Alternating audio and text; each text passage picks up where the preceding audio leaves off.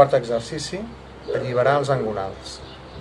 La part que va des de sota els isquions fins la part alta del maluc es diu qua en xinès. És una articulació molt important perquè ha d'estar sempre relaxada.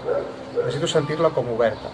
Per tant, quan flexiono i arrodoneixo la pelvis, imagino que hi ha molt d'espai, hi ha un espai lliure entre el fèmur i la pelvis. Hi ha un espai, hi ha com aire aquí dins. Això se sent molt relaxat. Tinc una certa mobilitat, no em sento rígid, sinó que sento que estic molt mòbil, molt àgil, que puc moure'm en qualsevol direcció sense cap dificultat.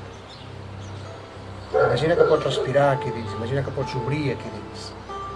Passem un minut en aquesta posició, sentint els qua, els malucs.